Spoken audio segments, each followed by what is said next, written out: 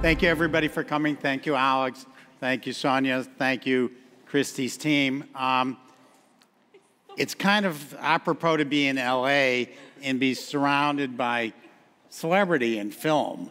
It's like, for me, Warhol is key to that. You're not such a Warhol fan. Oh, I didn't say I wasn't a Warhol fan. I said, don't ask me a ton of Warhol questions. I don't know.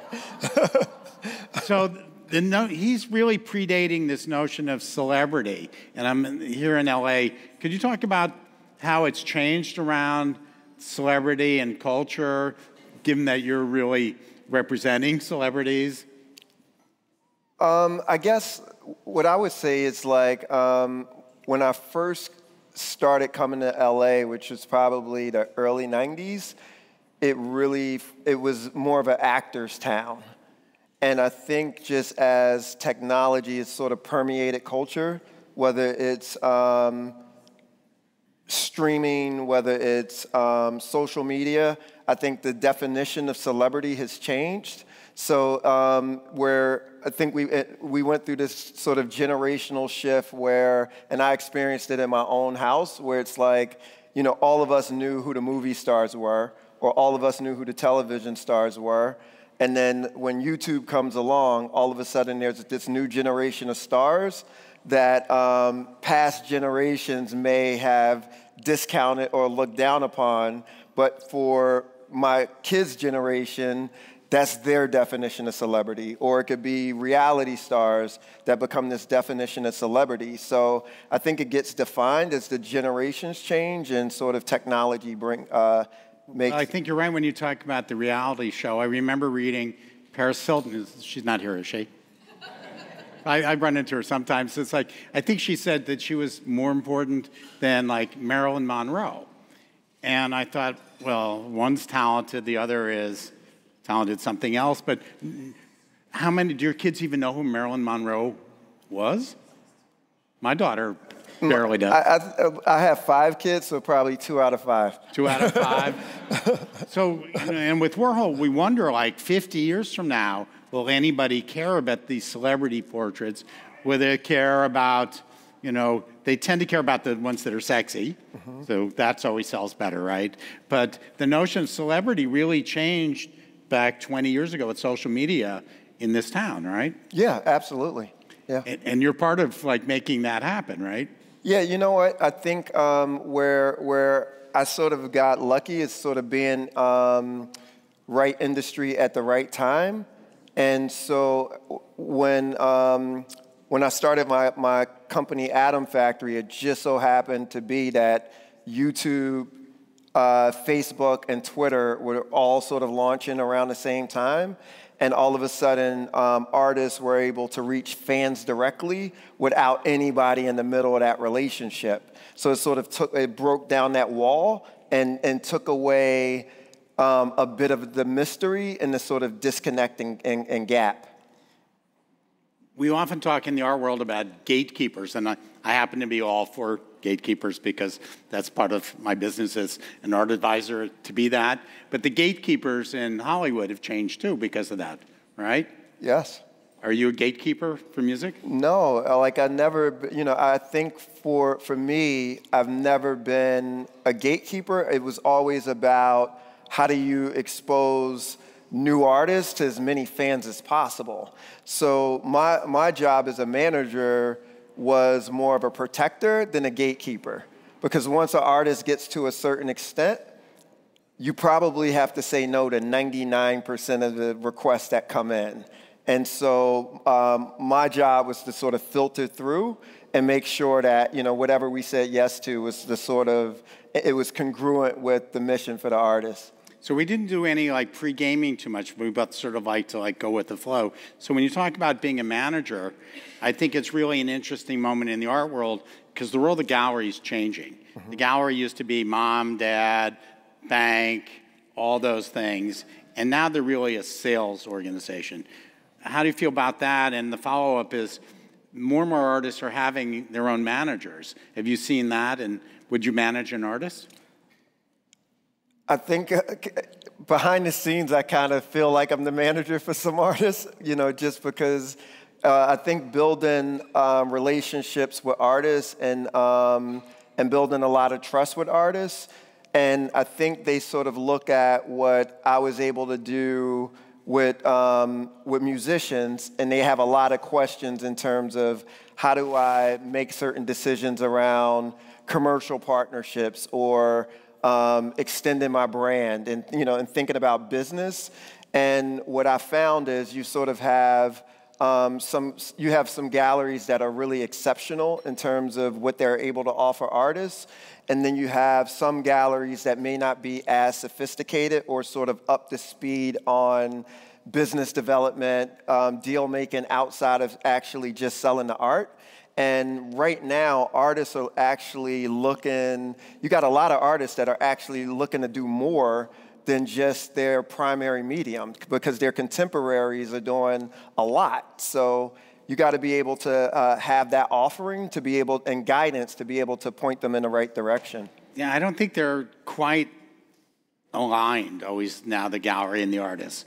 And their interests are, they can converge, but they're not aligned. Are the galleries sort of becoming like what the record companies were, or is it something different? Some of them. I see a lot of similarities, to be honest, because when you have young artists that understand social media, they're putting their work on Instagram. They're like they are technology forward, and they're thinking way ahead. If the gallery is in the Stone Ages and isn't up to speed, that means the artist is going to be ahead of them. One of the challenging things that I had in my role as a manager, I always had to stay ahead of my clients because like you have to know what's coming next. So if your client wants to ask you questions about AI, you should have the answers. Or if when NFTs was a thing, if they had questions about that, you need to have the answers. So it's like being able to sort of be, have one foot in the present, but also live a little bit around the corner, I think is important for galleries to be able to move forward with this next generation of artists that are coming through. Then that's asking a lot of a gallery to like be great with art, to be great with business, and to be sort of able to be thinking this big strategy. It's just asking people to do their jobs. Because if you represent somebody, your job is to really represent them holistically. And, primarily, like what I've told artists it's artists who have come to me asking whether or not they even needed a gallery, and I'm like, absolutely. Because there's so many really important things for your career that they have this incredible amount of institutional knowledge that you're not going to be able to figure out on your own, or it's going to be really hard for you to figure it out on your own. And you can go the alternative way and hire somebody who may not know art, but honestly, that might not be the best decision. So it's like you got to sort of find that space. But there's not one solution that fits all. In this, at least with artists, I think people sort of see the Damien Hirst playbook or the Beeple playbook, and they think, well, that's the way. And I see books, here's what you have to do.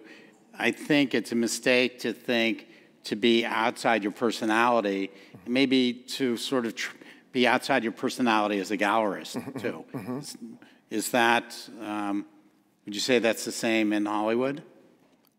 Reframe the question. Hollywood agents and managers sort of, it's like a clear playbook, right? We need 1 billion streams to make $1,000 or whatever it is. I mean, you have to really generally get out there.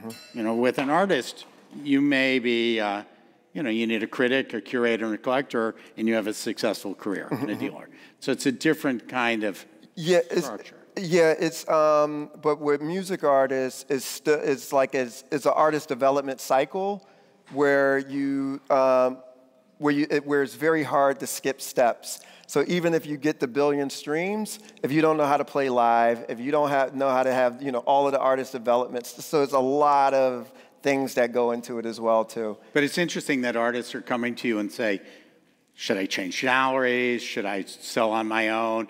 Should I do that show at the Frieze Art Fair? And you're able to take the 15 years that you've been collecting, be on museum boards to really Help them? Yeah, because it's for the most part, I've found, because I think a lot of times some of the galleries get like bad raps, and I think it's more a little bit stereotypical, and initially artists don't really see a lot of the value, and then but you don't see the value until you really need to see the value. And it goes so fast. It's like, I don't know if you know this story. About 4 or 5 years ago, I got introduced to this young artist who was an art student in Vienna. I went to his studio, and I saw that he had a show coming up, and it's like, it's 30 years since I had a gallery, and I thought, I could help this guy with his career. And some people here may know who I'm talking about. And within 2 months, his career blew up so much that I was sort of like run over by that. Do you want to guess who that artist was? Amawako? Amawako. Yeah. So it's like the speed of how the art world can assimilate things is like so astronomically fast. Is that good? No. It was good for him. Maybe. And not to say, reason being, it's like, it is, and this isn't, I don't want to generalize this, but development time is so important just for somebody's personal psychology. Because when you go from 0 to 120 in a few seconds, a lot of things change. So and the pressures change. So you're dealing with money, you're dealing with relationships, you're dealing with every phone call that comes in, it's pressure on your practice, so it's all of these things that, a lot of artists, you look at somebody like a Mark Bradford, for instance, like Mark had the time to really figure out who he was as an artist and really mature into that, because you get to a certain point where you have to make really thoughtful decisions on things. And sometimes when things happen too quick, and I'm not saying this specifically for Amawako, I'm just saying just period. I see it in music, I see it in sports, we see it in a lot of different spaces. The artist isn't always ready for it.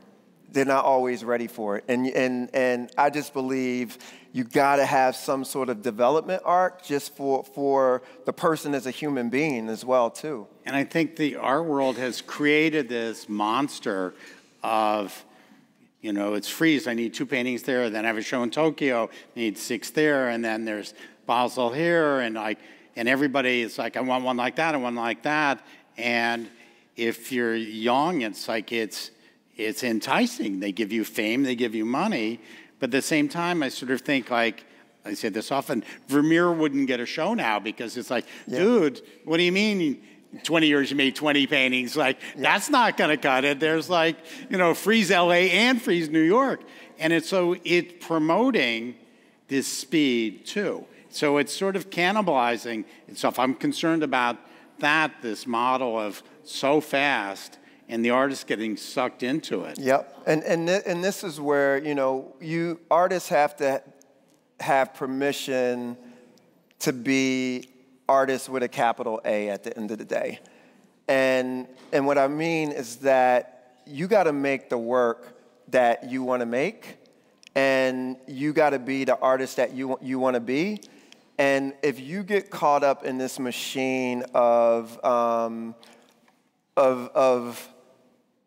the commercialization and lose focus on the work and what you really do well, and you don't follow that internal instinct, it's pretty hard when the curator moments coming in and say, that's great, I want one. And it's like, to step back on that, that's really difficult. My co-founder and I, when Prince passed away, we started managing Prince's estate.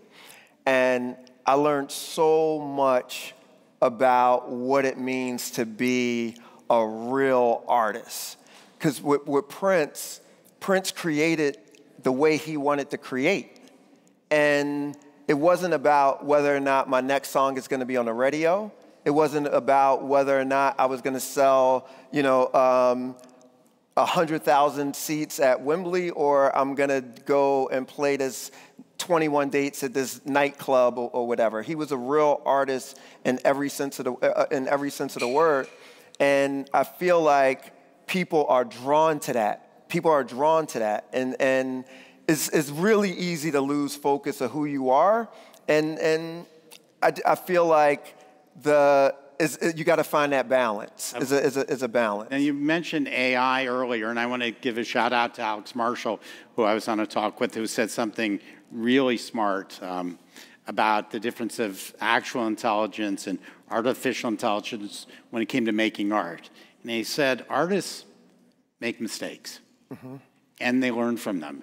And AI does not recognize, it avoids mistakes.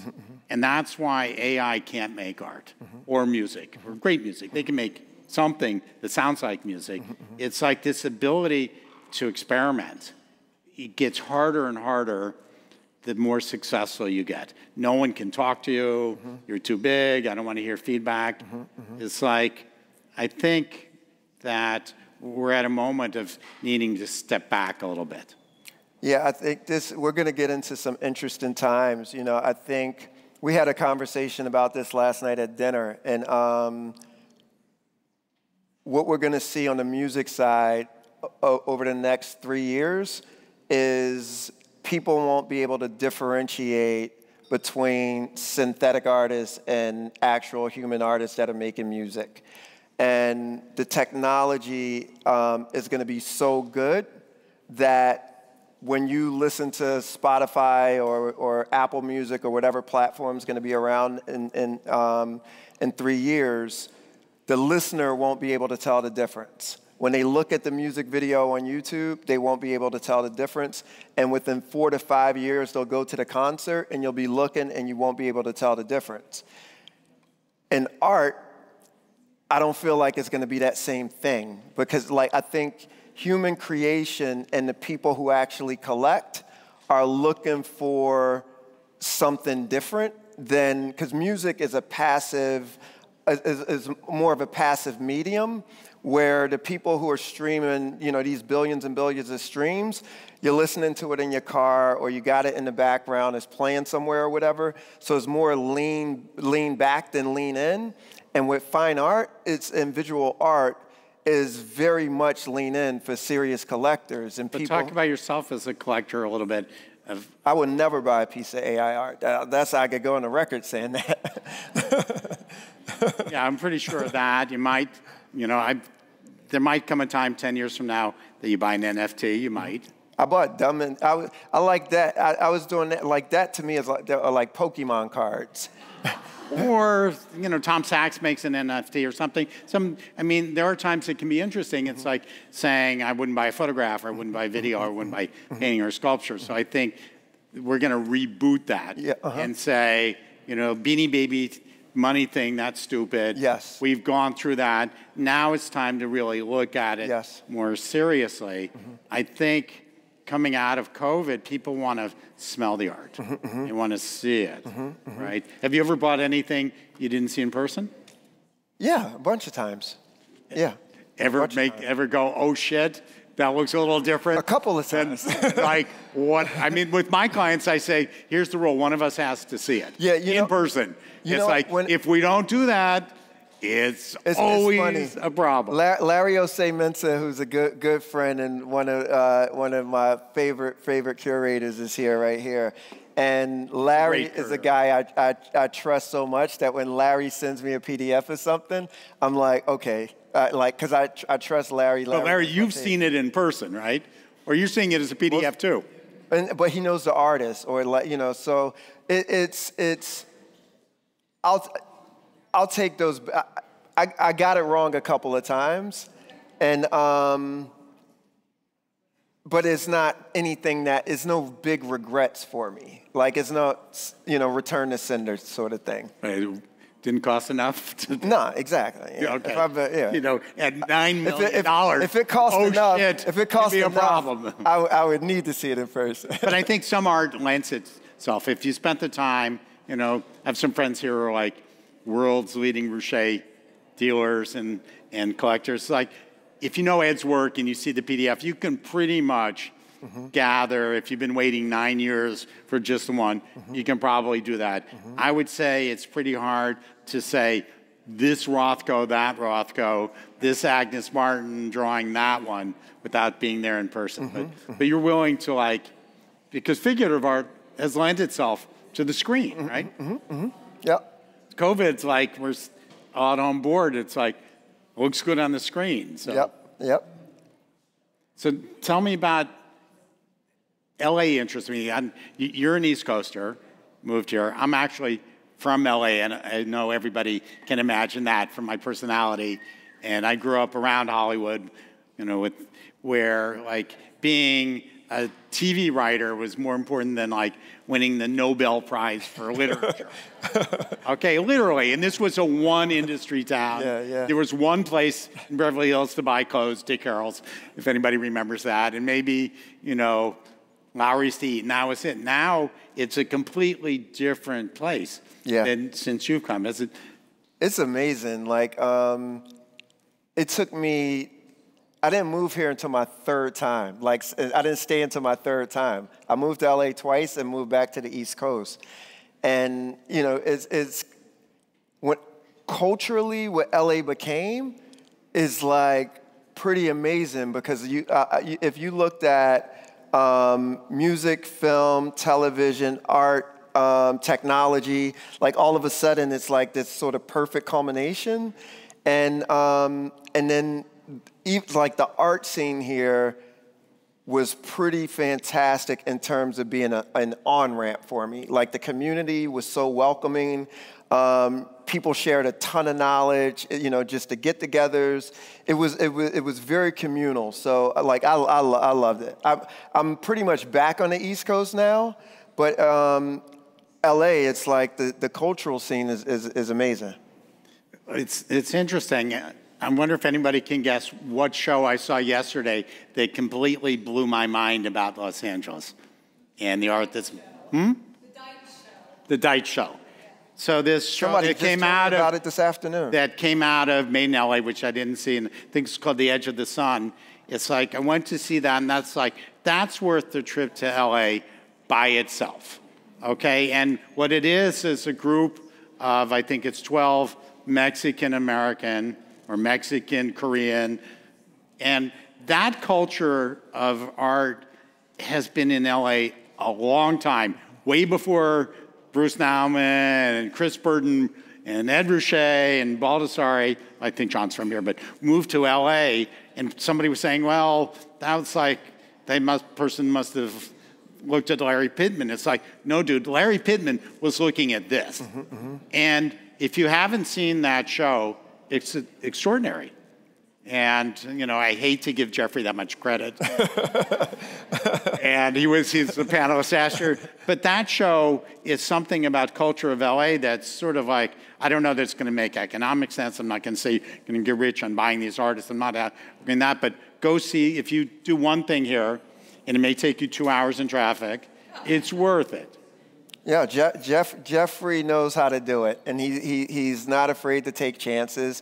He's been an amazing addition to the LA art scene, so it's like he's bringing Jeffrey to it. But he's all in, whatever he does. And if you go in the back, there's this trailer, and there's Jeffrey doing like a TV commercial in there. It's like kind of hilarious. So I recommend that because there's a cultural scene of LA that goes back more than 50 years before all the artists that Christie shows. And it's like, so let me ask you a different question because there's a big LA moment coming up down the street, which is Basquiat show that's going to be at Larry Gagosian, that two very important dealers for Jean-Michel, Fred Hoffman and Larry showed him 40 years ago. What do you think of Basquiat here in LA and that moment? Are you looking forward to seeing that show? Very much so. Yeah, just one of my favorite artists, and just to be seeing stuff that you don't normally see from Basquiat too. So definitely excited about that. Do you remember the first time you saw Basquiat's work? Swiss Beats. Yeah, Swiss Beats. I've known Swiss since Swiss was probably 17 or 18 years old. And so both of us sort of came up together in the music industry, and Swiss was the first person within our music culture that was collecting art. And so I went to his house, and he told me, next time you're in New York, come to my place. And I had no clue he was out in 2-hour drive where you're seeing bald eagles or whatever flying over. And I was pissed off pulling up. And he gave me an art tour, and I had no idea what I was looking at. Like, you know, because I didn't know the artists. But Basquiat was one of those artists. So Swiss introduced me to, you know, Basquiat's work, a lot of his history, learning about him. And because Basquiat was just as important to music and hip hop culture and street art culture as he was to the fine art world. So it's like he sort of belonged to both spaces. So he's been an artist that I've always been interested in. I remember seeing his work in maybe 1980, 81 at PS1, and you walk in, it's like we knew. I mean, he was 22, 23. It didn't take a genius to know that was a genius. But what I love... Did you feel it the first time you saw the painting? You know, I just connected to the work, but what was interesting to me, like just some of my friends who are older, who have been collecting for decades, you know, when they tell me the stories about like a Basquiat, for instance, and them being able to go into a studio, spend time with them, they're paying $10,000 for paintings. They weren't buying Basquiat because they knew the Basquiats were going to be worth 20, 30, 40, $50 million. They were buying it because they were connecting with the artist and the work. And that's the part where, and you know, this wasn't a guy who went to RISD or CalArts or, you know, anything like that. And I think we've moved to this place where you got to have this sort of pedigree, and, you know, and people are looking at the sort of value, you know, based off of that. At the same time, he was extremely sophisticated, and it's kind of a mistake that people are sort of, partially because he's black and had dreadlocks and all that, to sort of put him in like, you know, this category. I remember I was working on helping somebody I won't mention do a Basquiat show, and they called him, and it was in Asia, and they called him Primal. And I said, listen, guys, you can't say that. First of all, it's not true. Second of all, it's racist. And it's like, he was very sophisticated. I mean, how many people saw what's it called, the King of Pleasure show in LA? Basquiat? 2 people? How many people saw it in New York? One of the worst shows in history, in my opinion.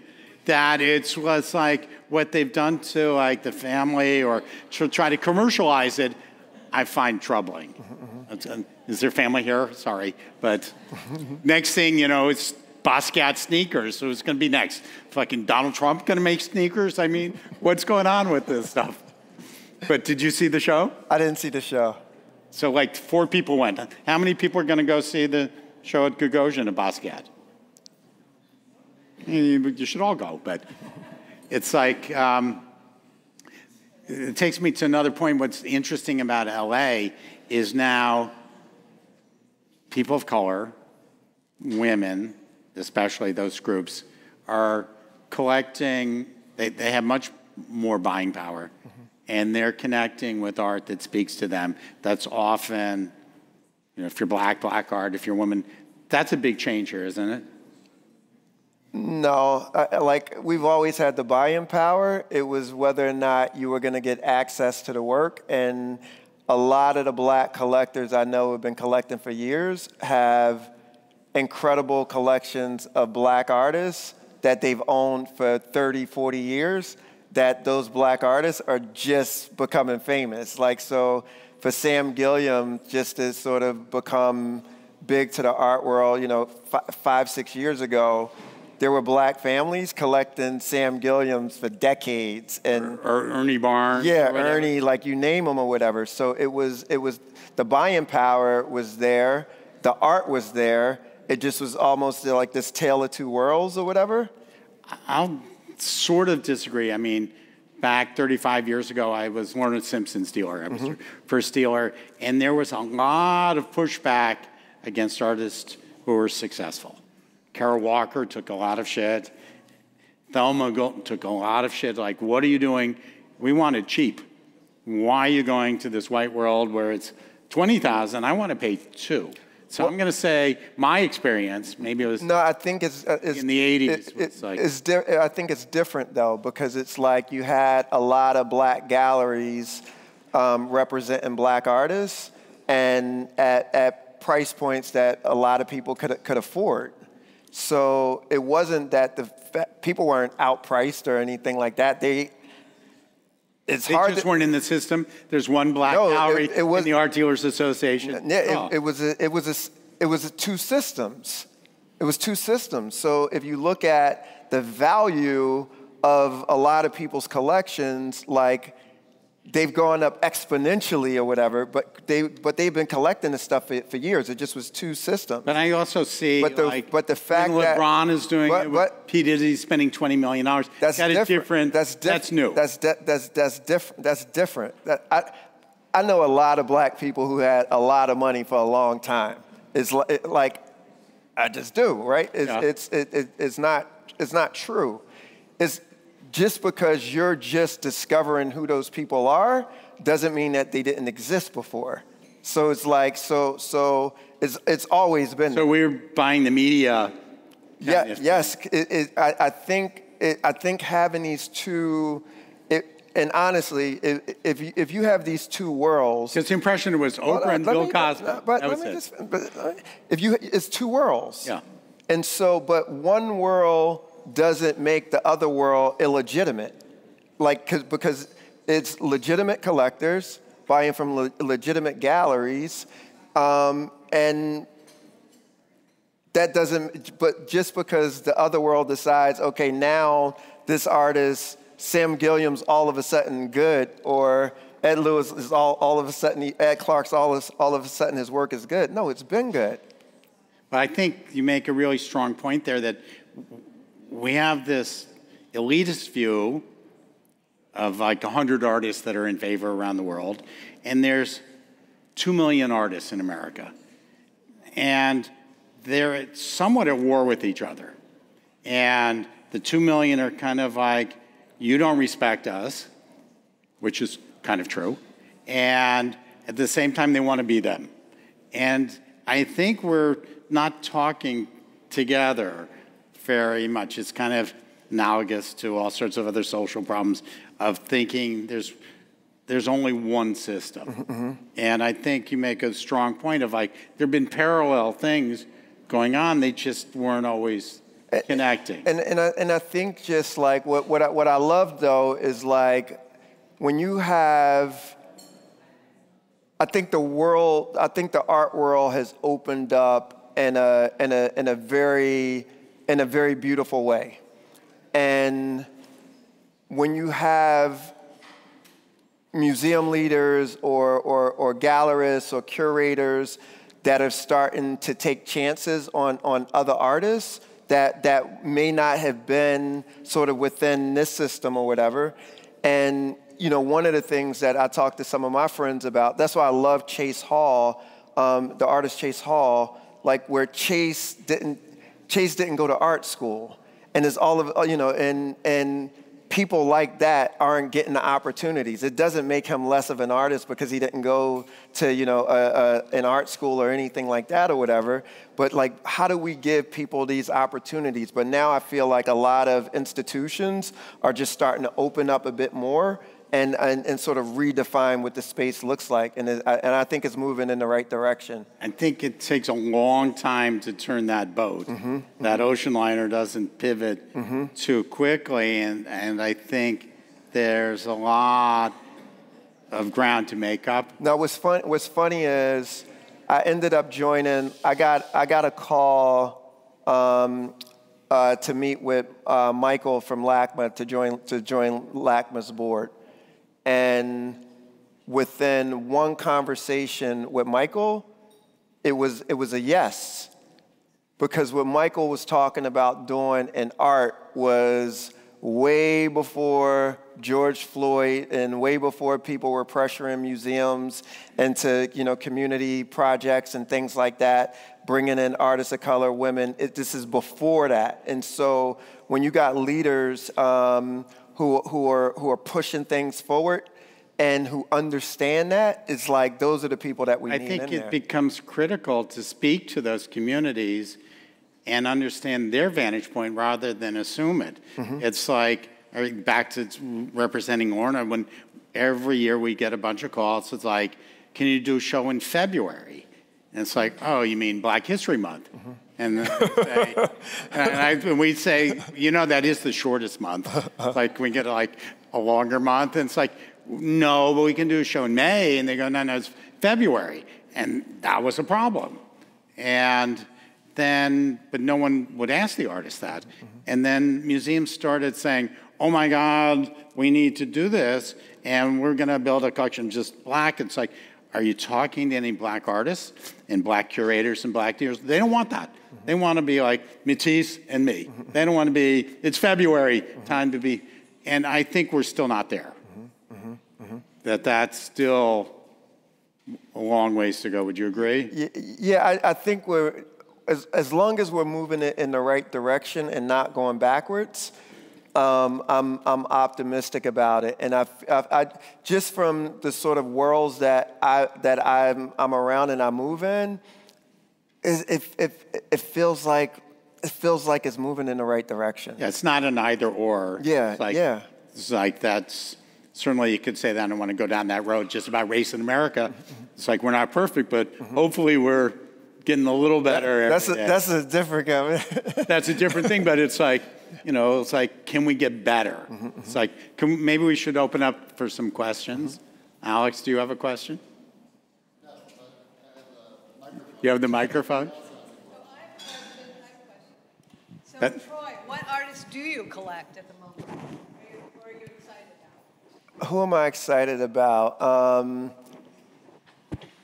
There's a few young artists, Austin Uzor, who I love, Paul Verdell, who I love, Chase Hall, I love, Kentura Davis, I love.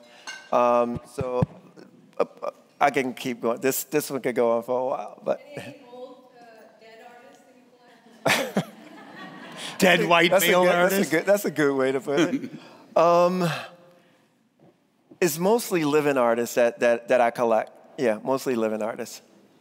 Because, it's a ton of women artists. Like, I probably got more women artists in my collection than men. Yep, so like Lauren Halsey, like I said, Kentura, Lorna is one of them, Genevieve, so a bunch. But mine isn't based off of, like, I don't have quotas. If it's great, I'm buying it. Yeah. If Larry says it's good, right? We have some more questions over here. So I have a two-part question for you. First of all, we didn't, unless you looked these guys up, we didn't really get an introduction to you, what each of you do. So I have a question initially for you, sir, about The one on the left? Yeah. your auction business. I use Mutual Art to research auction prices, and you have something very unique where you reveal the names of the bidders and the buyers of particular pieces of art. Is that correct? Yes. How do you do that? And number two, you're the lemonade tree at FAO Schwartz.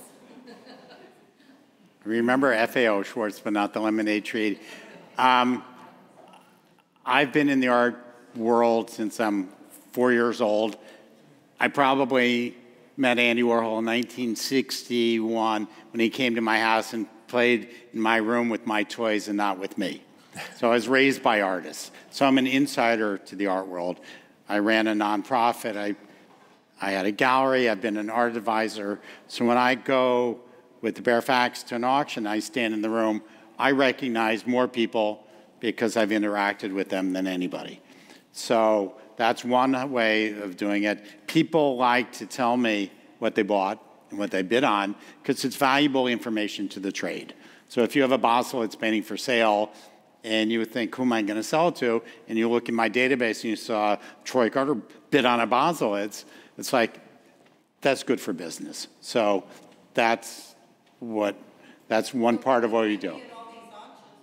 I've been to about 1,000 auctions in person, which I find kind of pathetic. And I'll be in London next week, and at Christie, Sotheby's, and Phillips, I've been to literally nearly 1,000 auctions.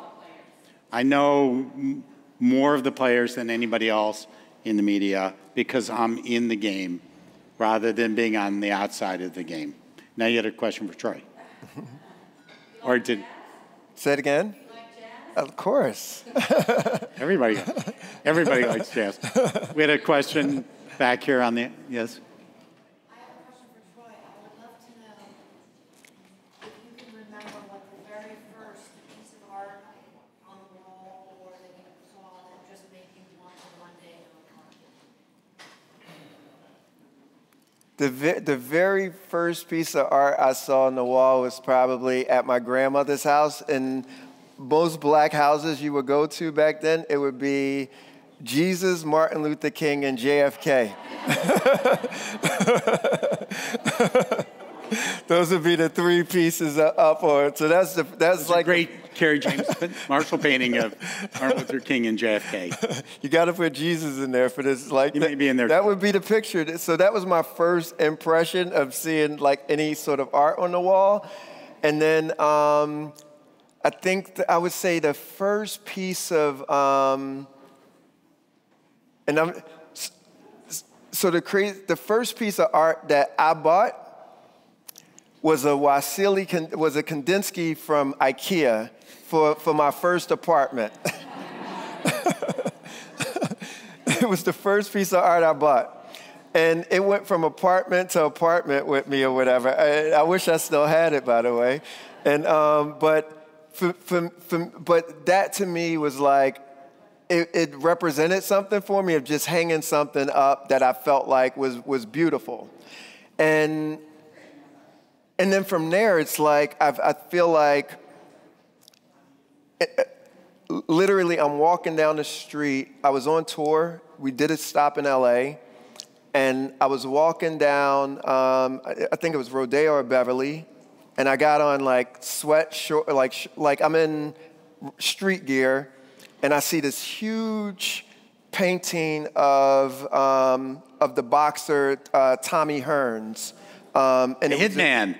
Yes, Tommy Hitman Hearns. And it was all of this sports art or whatever. So I walk into this place, and it's a gallery show. And there's like a bunch of fancy people in this gallery looking.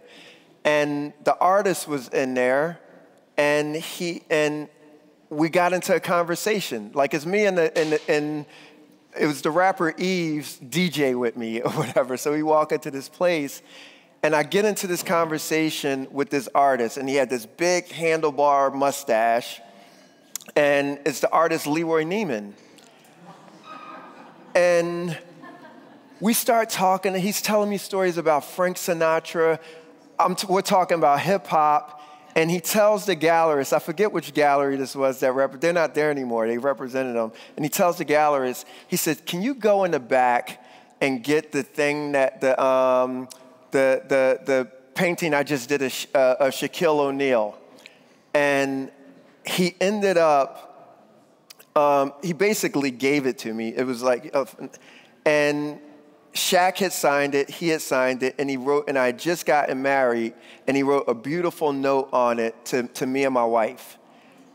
And this was 2000, year 2000 or something like that.